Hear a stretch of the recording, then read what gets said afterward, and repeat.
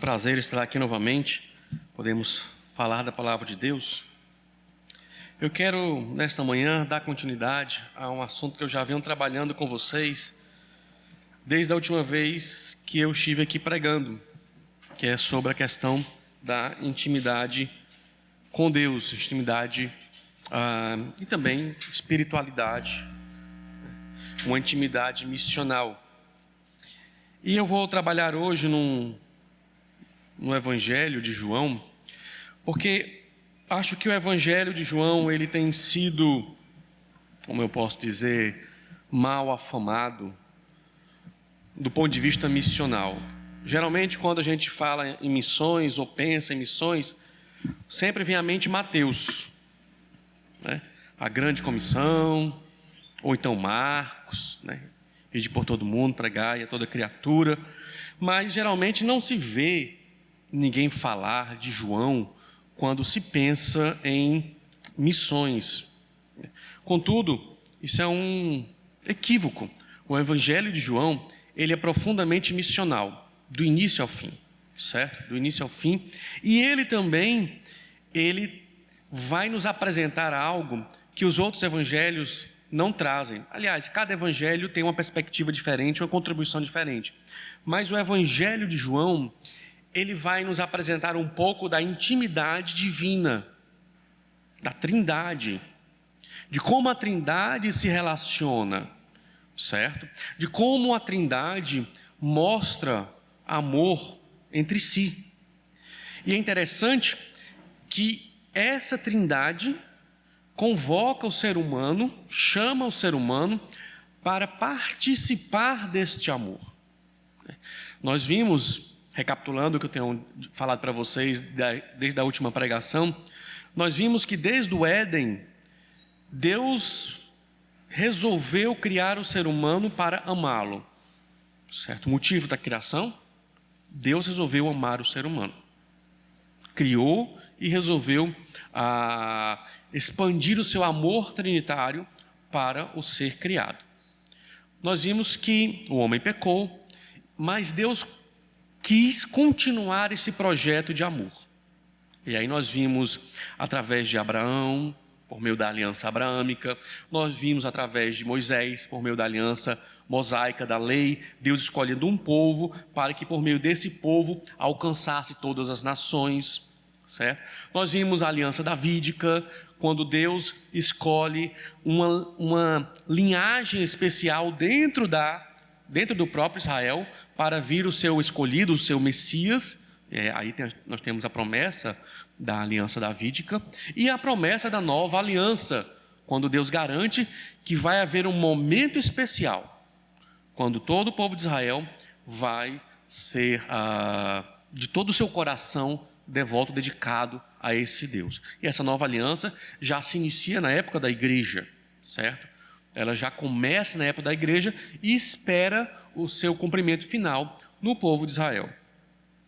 E o Evangelho de João, nós vamos ver o próprio Deus agora na terra.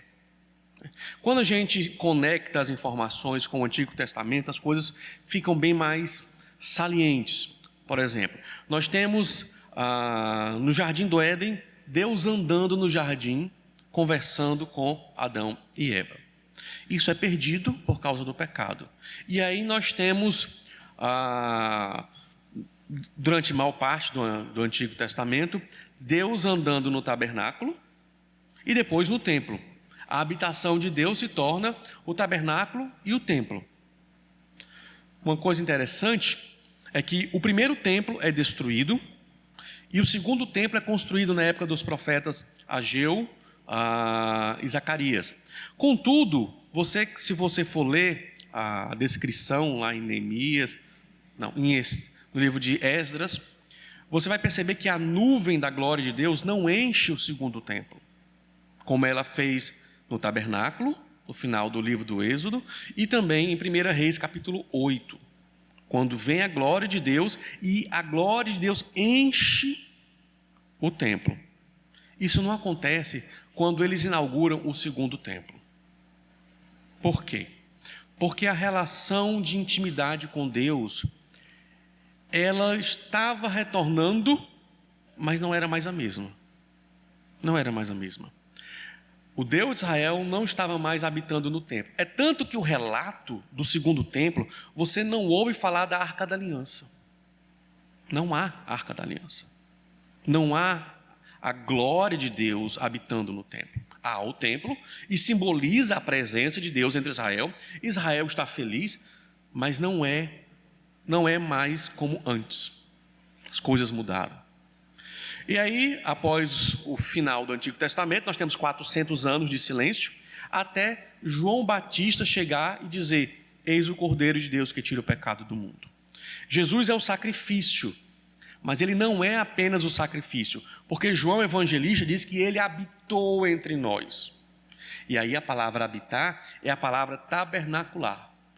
Ele agora é o tabernáculo de Deus. Ele agora é o tabernáculo de Deus. Ele é maior do que o templo. Ele é o próprio templo. Ele é a própria presença divina na terra. Então Jesus, ele não é só o sacrifício. Ele é a própria presença de Deus, porque ele é o próprio Deus, ele é o próprio templo andando na terra. Então isso é muito chocante quando você observa à luz do que está acontecendo em todo o Antigo Testamento, esse ponto ápice de toda a história da humanidade. E esse Jesus convoca os seus discípulos, não apenas os seus discípulos imediatos, mas os discípulos de todas as épocas, os que virão ainda, a terem uma intimidade com Ele. E essa intimidade tem um objetivo, o mesmo objetivo que foi posto desde o Éden, de promover a glória de Deus em toda a terra. Ou seja, um objetivo missional. Então, convido você a abrir sua Bíblia em João, capítulo 15. Nós somos chamados a ser videiras móveis em prol da missão de Deus. Nós vamos ler o capítulo todo, mas vamos, à medida que a gente for expondo, a gente vai lendo todo o capítulo. Vamos começar do versículo 1 até o versículo 5. Eu sou a videira verdadeira, o meu pai é o que cuida da vinha. Todo ramo que estando em mim não der fruto, ele o corta, e todo que dá fruto ele limpa, para que produza mais fruto ainda. Vocês já estão limpos por causa da palavra que eles tenham falado. Permaneçam em mim e eu permanecerei em vocês. Como o ramo não pode produzir fruto de si mesmo, se não permanecer na videira, assim vocês não podem dar fruto se não permanecerem em mim. Eu sou a videira, vocês são os ramos. Quem permanece em mim e eu nele, esse dá muito fruto, porque sem mim vocês não podem fazer nada. Vamos orar. Senhor Deus, amado Pai, nós agradecemos a Ti pela Tua palavra, pedimos que o Teu Espírito Santo ilumine nossas mentes para podermos entender e podermos viver, Senhor Deus, o que o Senhor tem a nos dizer nesta manhã. Nós te agradecemos em nome de Jesus. Amém, Senhor. Vamos entender então como o evangelista, como o apóstolo João, descreve intimidade com Deus, intimidade com Jesus neste capítulo. Se você prestar atenção, uma palavra que vai se repetir muito do versículo 1 até o versículo 16 é a palavra permanecer. Ela aparece no versículo 4, permaneçam em mim e eu permanecerei em vocês. Ela aparece ainda no final do versículo 4, se não permanecer em mim. Aparece no versículo 5, permanecer. Aparece no versículo 6, também permanecer. Ela aparece no versículo 7, permanecer em mim. Aparece duas vezes no versículo 7. Ela aparece no versículo 9, permaneçam no meu amor. Ela aparece no versículo 10, permanecerão no meu amor. Ela aparece no final do versículo 10, e no seu amor permaneço. Ela aparece também no versículo 16, e o fruto de vocês permaneça. Então, permanecer é a palavra para descrever, é a palavra que João usa para descrever intimidade. Estar próximo a Jesus, estar ligado a Jesus, ou usando a palavra da nossa época, né? Estar conectado a Jesus. Uma conexão forte, uma conexão íntima. Permanecer em Jesus. E é interessante que Jesus diz: vocês vão permanecer em mim e eu vou permanecer em vocês. Então nós temos aqui uma relação mútua, um relacionamento mútuo. Nós em Jesus e Jesus em nós. Ok? Isso é intimidade. Isso é intimidade. É a linguagem de João para descrever relacionamento com Jesus. Um relacionamento importante, um relacionamento forte. Veja no versículo 10. Se vocês guardarem os meus mandamentos, permanecerão no meu amor, assim como também eu tenho guardado os mandamentos de meu Pai, e no seu amor permaneço. Veja que Jesus está comparando a relação dele conosco com a relação dele com o Pai. Da mesma forma que eu me relaciono com o Pai, que eu permaneço no Pai, obedecendo os mandamentos do Pai, vocês permanecerão em mim.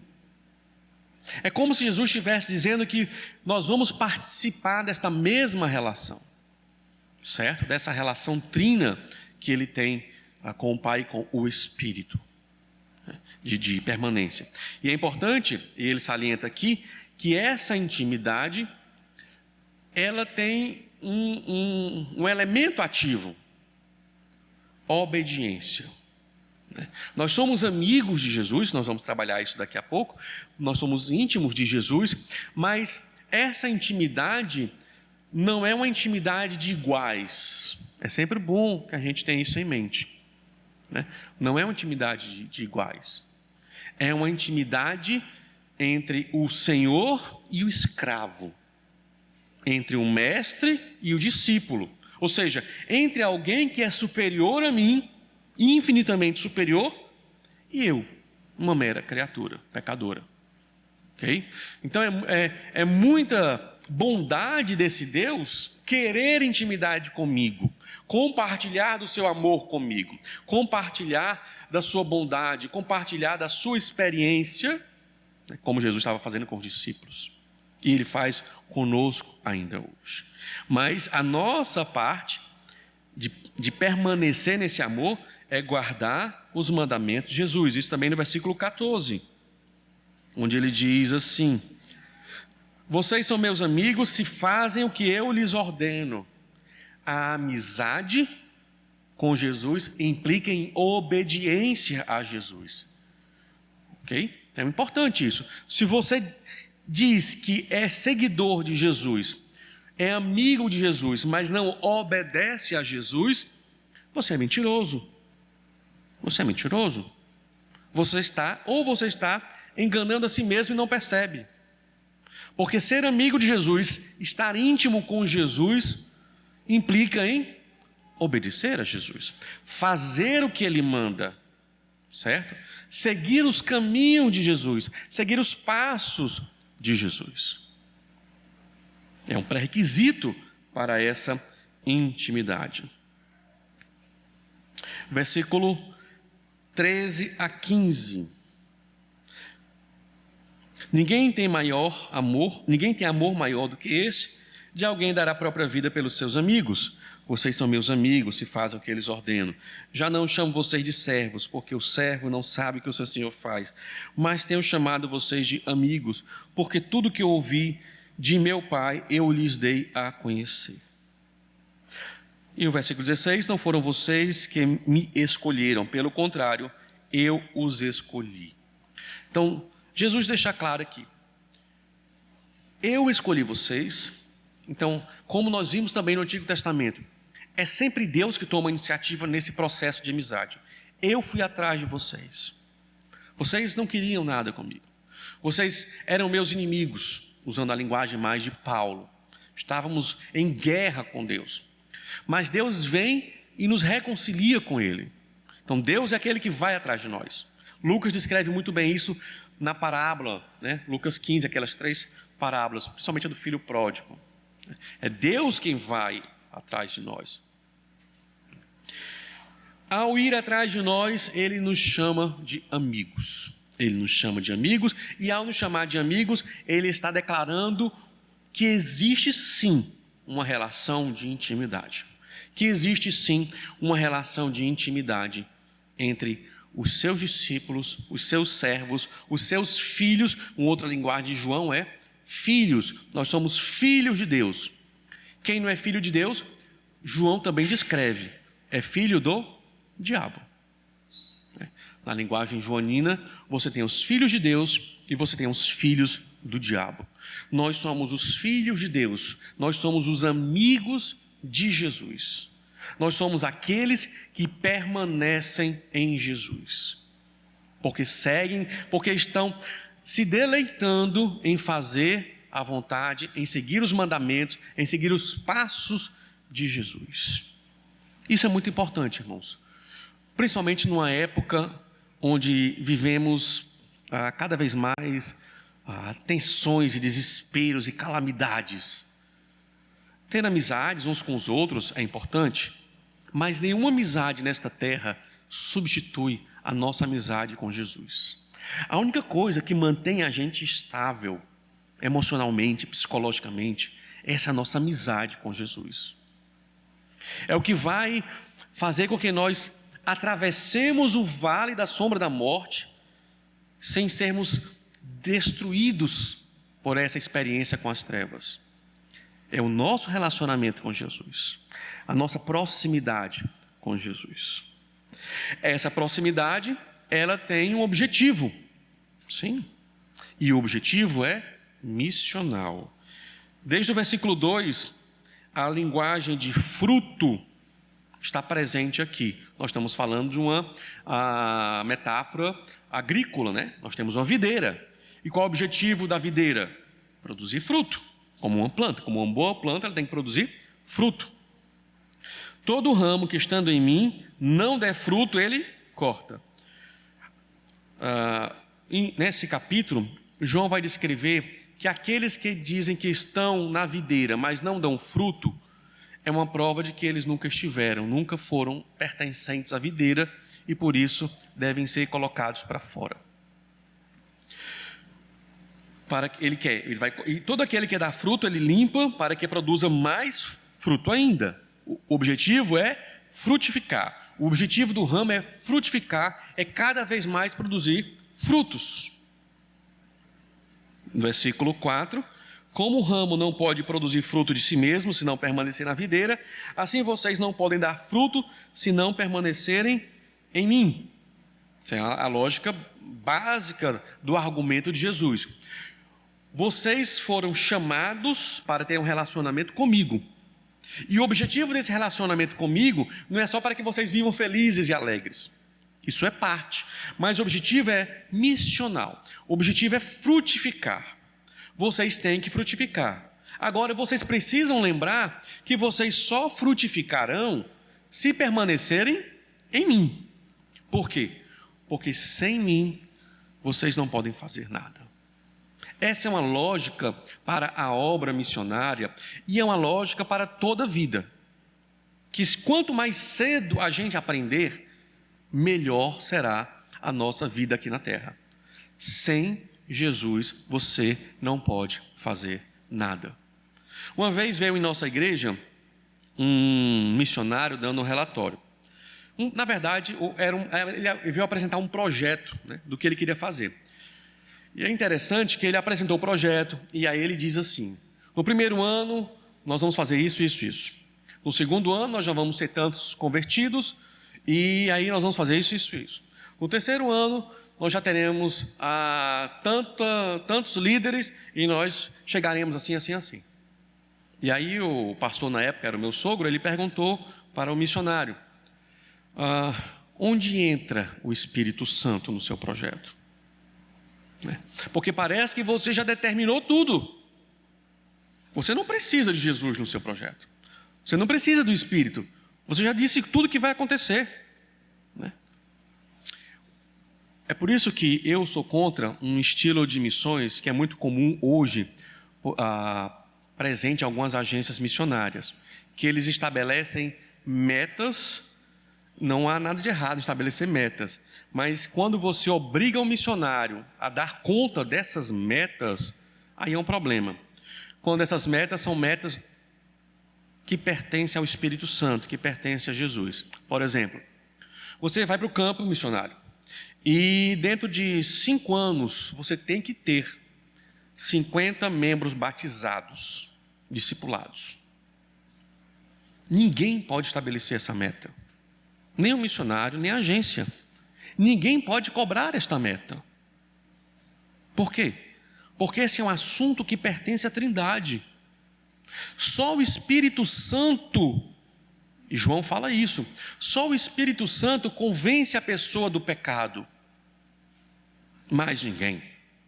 Então, a não ser que o Espírito Santo tenha te revelou para o diretor da agência, né? Eu garanto que vai ter 50 em 5 anos. Mas se ele não fez isso, ninguém pode estabelecer uma meta de conversão. Em 2 anos, você tem que ter 20 convertidos. Impossível alguém estabelecer essa meta. Não, pelo menos um. Não, é um. Pelo menos um. Não, você também não pode dizer isso. Ninguém pode estabelecer meta de conversão. Você pode planejar, você pode sonhar, você pode orar, você pode querer, mas você não pode cobrar, porque esse é um assunto do Espírito. Uma história que eu gosto de contar para ilustrar isso é de uma missionária que ela trabalhava nos índios quechuas, no Peru. Ela passou 50 anos trabalhando com aqueles índios. Nenhum se converteu. Então a agência resolveu fechar o campo. Não, 50 anos, ninguém se converte. O missionário se aposentou, voltou para os Estados Unidos. E a missão ia fechar o campo. Ou seja, não vamos mandar mais ninguém. Mas alguém disse, não, vamos mandar mais um missionário. E se não der nenhum resultado, a gente fecha. Pronto, decidiram dar mais uma última chance ao campo. O missionário vai para o campo. Quando ele chega lá, há milagrosamente uma conversão em massa de toda a tribo. E o missionário fica surpreso, porque ele diz, mas eu não fiz quase nada. Qual foi o resultado dessa conversão? Ele sabe que ele não foi. Ele começa a conversar com a liderança para tentar entender esse avivamento, né, digamos assim. E o líder da tribo disse, não, na nossa cultura, nós precisamos analisar e observar a vida do mensageiro do início ao fim, para depois poder aceitar ou não a mensagem que ele trouxe. Então, como é que Deus estava trabalhando ali? Alguém teve que plantar sem ver um fruto. Passo número 1. Para depois alguém chegar e só colher o fruto. Mas isso demorou 50 anos. Então você não pode dizer, exigir, eu preciso de pessoas convertidas em tantos anos. Deus pode dizer, olha, você vai trabalhar 50 anos, não vai ter nenhum fruto. Mas depois de 50 anos e um dia, todo mundo se converte.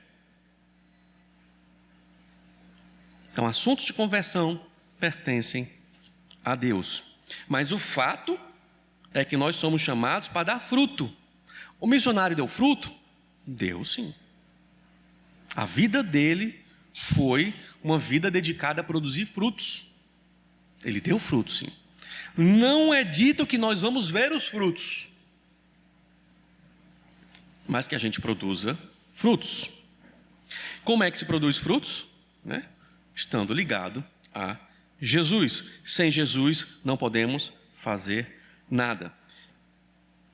No capítulo 20, versículo 31, o próprio João já dá uma ideia, do que se espera de frutos. Capítulo 20, versículo 31. Vou ler o 30. Na verdade, Jesus fez diante dos seus discípulos muitos outros sinais que não estão escritos neste livro. Estes, porém, foram registrados para que vocês creiam que Jesus é o Cristo, o Filho de Deus, e para que, crendo, tenham vida em seu nome. Então, os frutos, dentro do contexto, do objetivo do Evangelho de João, são frutos que levem as pessoas a crer que Jesus é o Cristo, o Filho de Deus, para que as pessoas creiam em Jesus. Então, se a sua vida é uma vida voltada para esse objetivo, você está produzindo frutos. frutos de acordo com o que ele espera. Jesus também diz no capítulo 14, versículo 12, algo muito motivador e encorajador. Em verdade, lhes digo que aquele que crê em mim fará também as obras que eu faço, e outras maiores fará, porque eu vou para junto do Pai. E aqui eu não penso que sejam obras mais intensas que as de Jesus. Primeiro, porque os próprios discípulos, por exemplo, não multiplicaram pães como Jesus fez. Então, eles não fizeram obras mais intensas que Jesus. Mas eu penso que Jesus está se referindo ao escopo. A abrangência dos discípulos será muito maior que a própria abrangência do Senhor Jesus Cristo. Voltando para o capítulo 15, versículo 16. Não foram vocês que me escolheram, pelo contrário, eu os escolhi e os designei para que vão e deem frutos, e o fruto de vocês permaneça. Então, nós temos aqui o verbo ir. Vocês devem dar frutos e vocês devem ir. Aqui é como uma grande comissão joanina, certo? Jesus nos escolhe para uma intimidade. Vocês têm que permanecer em mim e eu tenho que permanecer em vocês. E vocês têm que dar fruto, vocês têm que frutificar. Permanecendo em mim, vocês vão dar muito fruto. Jesus está constantemente falando sobre isso. E vocês precisam ir. Esse fruto é realizado no ato de ir. Nós temos aqui um capítulo profundamente missional. Certo? Profundamente missional. Jesus está pensando no envio dos seus discípulos. Jesus está refletindo no que a Trindade espera dos seus discípulos. Não espera videiras estáticas, mas espera-se videiras móveis, que por onde estiverem indo, e elas estarão indo, porque receberam esse mandamento, receberam essa ordem de ir, e elas estarão indo, e onde elas estiverem indo, elas estarão frutificando. A intimidade de Jesus vai fazer com que cada videira móvel, esteja produzindo frutos. Essa é uma metáfora, é uma ilustração de como Jesus concebe os discípulos. Outra ilustração que o apóstolo João também usa para simbolizar a mesma coisa é que nós somos a habitação do Espírito Santo. Certo? Ele vai falar no capítulo 14, 15, 16 sobre isso. O Espírito Santo virá, Jesus precisa retornar para enviar o Consolador e nós vamos ser a habitação de Deus. Ora, a habitação de Deus é o templo. Nós seremos templos móveis do Espírito Santo. Videiras móveis, templos móveis, habitação móvel de Deus. Então a ideia é Deus enviando aqueles que são seus ao mundo, para que a glória de Deus seja espalhada por todo o mundo, até os confins da terra. Então, de acordo em bastante sintonia com o que a gente viu do Antigo Testamento, está João. A intimidade com Deus não visa algo em si, mas a intimidade com Deus, ela é missional.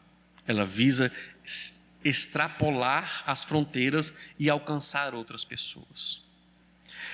Contudo, essa intimidade, ela também vai gerar uma reação por parte daqueles aos quais nós somos chamados, o mundo. Não pense que o mundo vai estar de braços abertos, esperando você chegar com a mensagem do Evangelho. Como vocês já viram, vão estar vendo mais na frente, no dia da igreja perseguida, Somália, por exemplo, é um dos países mais pobres do mundo. Oprimido, mas é um dos países que mais perseguem o Evangelho. A situação da Somália poderia mudar radicalmente? Poderia. Abraçando o Evangelho, poderia receber misericórdia divina. Mas eles insistem em odiar o Evangelho, e cada vez mais que odeiam o Evangelho, eles desfrutam da sua própria miséria. desfrutam da sua própria miséria. Então, ir para a Somália não é ser aclamado como herói. Ir para a Somália, provavelmente, significa perder a vida. Pregar o evangelho na Somália significa padecer, significa sofrer, significa ser perseguido. E quem que mora lá abandonar o islamismo para seguir a Jesus Cristo, também vai padecer. João tem uma palavra para descrever isso. Uma palavra que diz tudo e uma palavra muito forte. Ódio. O que o mundo sente por Jesus não é indiferença, não é desgosto. O que o mundo sente por Jesus é ódio. Ódio, raiva, trincar os dentes com vontade de estrangular. Um ódio muito intenso. E Jesus vai deixar claro isso. E vai dizer, eles me odeiam. Se me odeiam, vão odiar vocês também. Versículo 18, do capítulo 15. Se o mundo odeia vocês, saibam que antes de odiar vocês, odiou a mim. Se vocês fossem do mundo, o mundo amaria o que era seu. Mas vocês não são do mundo. Pelo contrário, eu dele os escolhi. E por isso o mundo odeia vocês. E aqui está a lógica, digamos assim, missionária de João. Os discípulos são enviados ao mundo sem ser do mundo. Jesus, no capítulo 17, vai falar deste envio. Capítulo 17, versículo 18. Jesus diz assim: assim como tu me enviastes ao mundo, também eu os enviei ao mundo. Jesus é enviado ao mundo em prol do mundo. Jesus não é do mundo, mas vem ao mundo para salvar o mundo. Ou, quando eu falo mundo, não estou dizendo o mundo na sua totalidade, né? Porque nós sabemos que o mundo todo não é salvo. Da mesma forma, os discípulos. Os discípulos são tirados do mundo, e aí entra a palavra santificação, que é usada aqui também no versículo 17 do capítulo 17. Santifica-os na verdade, a tua palavra é a verdade. Ou seja, para poder retornar ao mundo, é preciso estar fora do mundo, estar santificado. Só tem condição de atuar no mundo se você não pertence mais ao mundo, certo? É o pré-requisito. Você só pode retornar ao mundo para falar de Jesus ao mundo se você não tem mais nada com o mundo. Não há mais ligação sua com o mundo. E quando eu falo de ligação com o mundo, eu não estou me referindo a coisas banais, físicas, como emprego. Eu estou me referindo a amores. Eu estou me referindo a relacionamentos íntimos com a maneira do mundo, com o sistema mundano. É isso que eu estou me referindo. Se você ama o mundo, é o que Jesus vai falar aqui, ó. Vocês não são do mundo. Se vocês fossem do mundo, o mundo amaria vocês. Essa é a lógica de Jesus. É bem binário, não tem como não ser. Se o mundo te ama, é porque você é do mundo. Se o mundo te odeia, é porque você não é do mundo. Então a relação com o mundo é uma relação de ou amor ou ódio. Certo? Não tem um meio termo, não tem um cinza. Nós somos amigos e temos essa amizade. Ou é amor ou é ódio. Lembrem-se da palavra que eu disse a vocês: o servo não é maior do que o seu senhor. Se perseguiram a mim, também perseguirão a vocês. Se guardaram a minha palavra, também guardarão a de vocês. Tudo isso, porém, farão com vocês por causa do meu nome, porque não conhecem aquele que me enviou. Se eu não tivesse vindo e lhes falado, eles não teriam nenhum pecado. Mas agora não tem desculpa do seu pecado.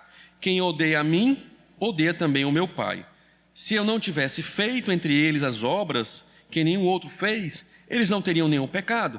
Mas agora não somente viram, como também odiaram tanto a mim como o meu Pai. Isso, porém, é para que se cumpra a palavra escrita na lei deles: odiaram-me sem motivo. Está lá em Salmo 35, 19. Então Jesus é odiado sem motivo. Nós também seremos odiados sem motivo. Agora, é claro, nós vivemos num contexto de muita tranquilidade. Nós vivemos num contexto de muita paz, pelo menos até agora, certo? Então, nós não experimentamos ainda o ódio do mundo na sua plenitude, como os nossos irmãos que estão na igreja perseguida. Mas não se engane, as coisas estão mudando. Quando você se opõe a questões que hoje na nossa sociedade são sagradas, como aborto, homossexualismo, você já vai começar a experimentar o ódio do mundo. O ódio do mundo. Né? E a cada ano que passa, se você começar a analisar isso com um pouco mais de sensibilidade, você vai perceber que a sociedade caminha não apenas para uma intolerância para com aqueles que pensam diferente, ela caminha para um ódio. Odiar aqueles que pensam diferente, odiar aqueles que pensam como Jesus pensa. Nós estamos caminhando de uma forma lenta, mas irreversível para uma situação como esta. Até que um dia nós vamos experimentar o ódio dessas pessoas, experimentar na pele um apedrejamento, né? Uma agressão física, seja qual for, uma perseguição num tribunal, entendeu? Por quê? Porque permanecemos em Cristo. Isso não deve mobilizar-nos a odiar o mundo. O mundo pode nos odiar, mas nós não podemos odiar o mundo. Quanto mais o mundo nos odiar, mais nós temos que seguir os passos de Jesus. Trazer ao mundo o perdão dos pecados. Levar ao mundo a mensagem do Evangelho do amor de Cristo. Fazer como Estevão fez. Morrer sendo apedrejado, pedindo que Jesus perdoasse aqueles que estavam apedrejando ele. Ou seja, nós sempre iremos combater o ódio com o amor de Jesus. Essa é a nossa arma, o amor de Jesus, o Evangelho, certo? O mundo vai nos odiar e nós vamos revidar com o amor. Duas palavras de conforto e motivação que próprio João nos dá. João capítulo 1, versículo 5. Ele diz assim, deixa eu ler para você. A luz resplandece nas trevas e as trevas não prevaleceram contra ela. Ou seja, o ódio não vai vencer. As trevas não vencerão. Certo? Por mais que os tempos indiquem algo diferente, João já deixa claro, as trevas não vencerão. A luz resplandece e a luz vence sobre as trevas.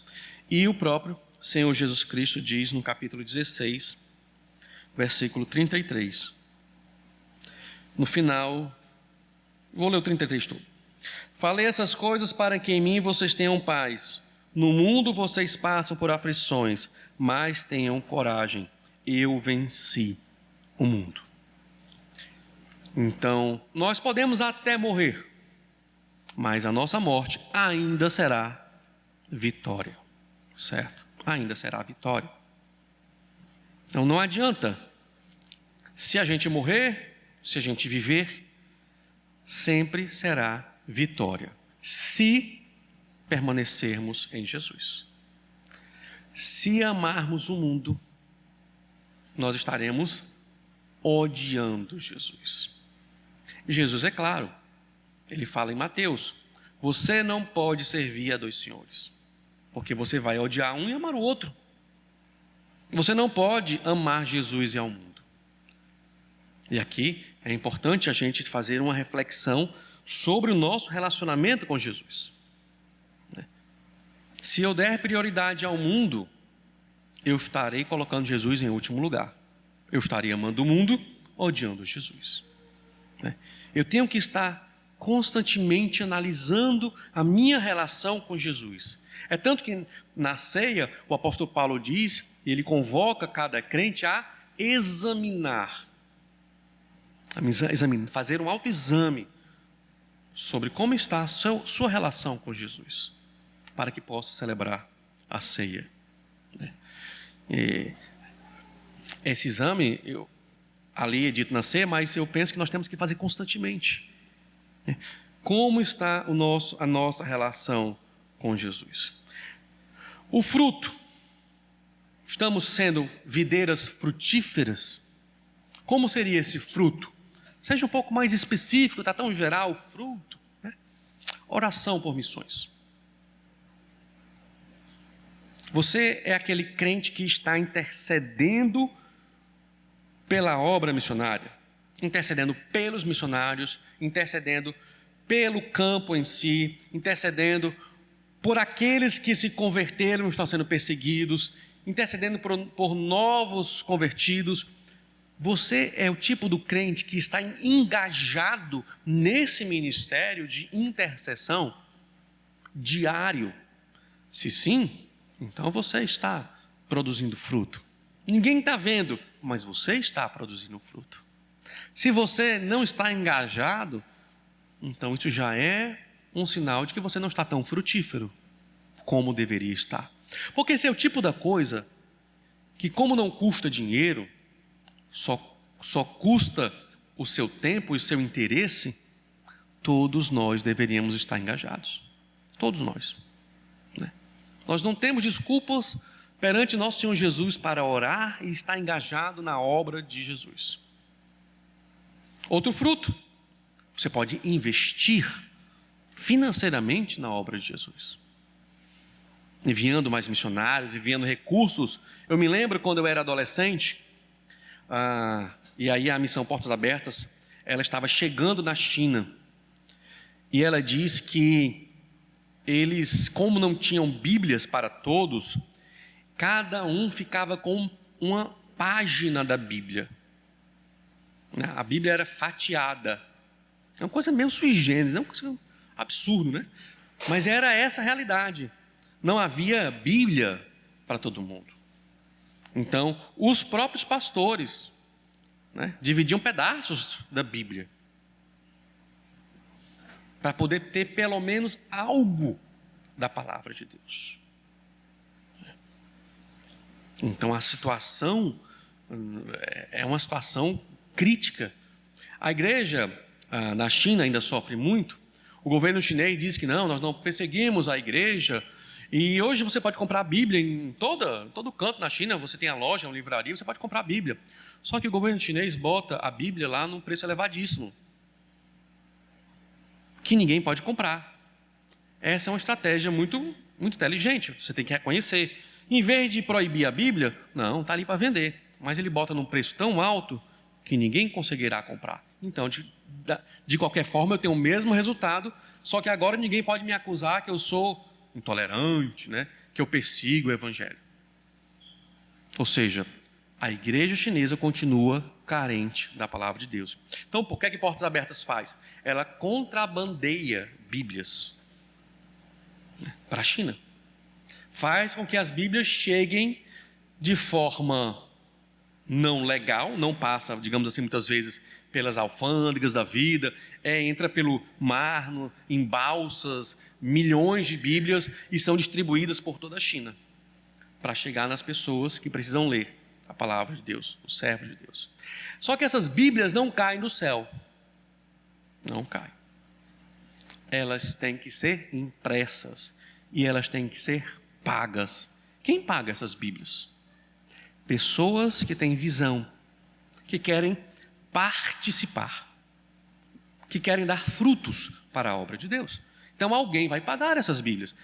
Se eu vou distribuir bilhões de Bíblias pelo mundo, para a igreja perseguida que não tem condição de ter Bíblia, na tradução da língua deles, não tem esse detalhe. Alguém vai ter que pagar isso, essa conta, uma conta bilionária. Quem vai pagar essa conta? Né? Nós brasileiros gostamos muito de que paguem as coisas para nós. É chegada a hora de nós pagarmos parte dessa conta. A igreja brasileira já está madura o suficiente para ela bancar essas coisas. E não somente nossos irmãos americanos. Você pode falar muita coisa ruim dos americanos, mas você não pode dizer que eles não bancam isso. Eles bancam. É chegada a hora de nós bancarmos também. Nós darmos a nossa contribuição para que a igreja, os nossos irmãos perseguidos tenham condições de continuar o ministério de Cristo. Ou você pode dar tudo o que você tem, você mesmo. Né? Você pode ser aquele que vai ao campo. Você vai se doar ao campo. Então, isso é produzir fruto. Eu acho que mais claro que isso não dá. Né? Acho que está claro como você vai produzir frutos. Tem muita coisa que nós podemos fazer. Nós podemos fazer já, assim que sair daqui, nós podemos fazer isso. Entendeu? É só querer. E aí está o ponto. A igreja realmente quer se engajar nesse ministério? Espero que sim. Esse é o desafio que Jesus coloca sobre nós e que conclama toda a sua igreja a participar. A intimidade com Jesus é uma intimidade missional.